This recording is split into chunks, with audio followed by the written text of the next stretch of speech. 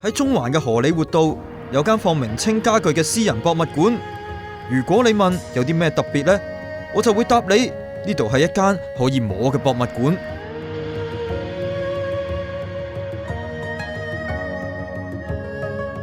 We wanted to offer an experience that was a little bit different from the usual museum experience. And the point about furniture and the point about decorative art is that it has to be functional. That's the main difference between decorative and fine art. We want people to come and we want them to, touch the wood, to smell it, to sit on the bed. You don't see a lot of them still floating around. In terms of beauty, I just think the proportions are so flawless. At the same time, it just makes sense as to what it is. I don't really need to explain. People look at it and it's immediately obvious what it does, but again, you can also step back and it's almost like a sculptural piece.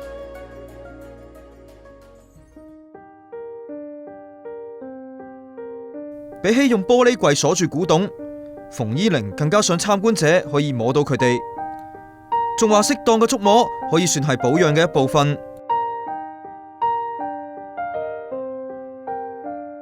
When we were opening the museum, my father, who is the founder and the collector behind most of the objects, his friends all thought I was crazy. They told him to not let his crazy daughter do what she wanted and said it's much, much safer to put everything behind glass, which is the standard procedure. And he's always been the one to tell me that, what he loves about this type of furniture is the fact that they're a part of people's lives. Yeah, there was one incident, I think about a year ago, where somebody was holding a very small container for ink and they dropped it on the ground and it broke. Well, what can you do? You can't take it back. You can't ask people to pay for it. These are quite priceless objects. So all you can do from that experience is to learn. How can we train our staff to prevent this from happening again? 喺外國讀書講英文仲多過中文嘅佢，對中國古董嘅興趣源於細個嗰時，爸爸經常講古董背後嘅故事俾佢聽。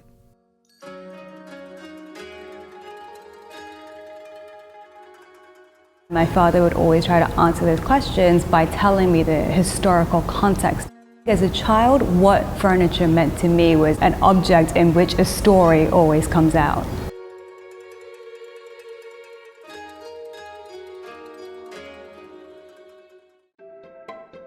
When I was younger, when I was a teenager, I had a desk and I had put a piece of cardboard underneath a piece of paper and dragged the knife across it. And it was only afterwards that when I removed the piece of cardboard, I realized that the pen had gone straight through and basically, just sliced the wood. And I remember being really scared, waiting for my dad to come home. But then when I told him, he was not happy, but he took it to teach me a lesson, which was you need to be careful about the things that only temporarily belong to you. But at the same time, it's a table. It's meant to be used and these things will happen.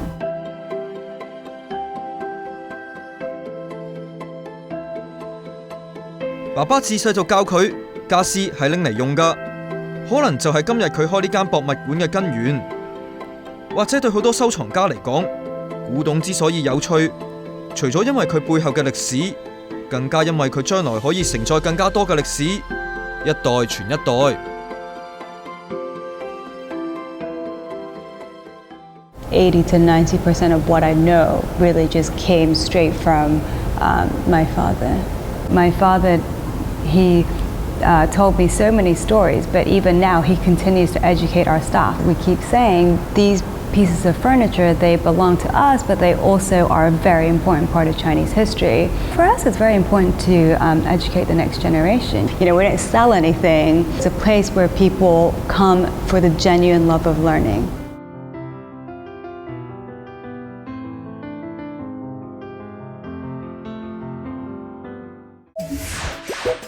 記得訂閱果子啦，仲要撳埋個鐘仔添啊！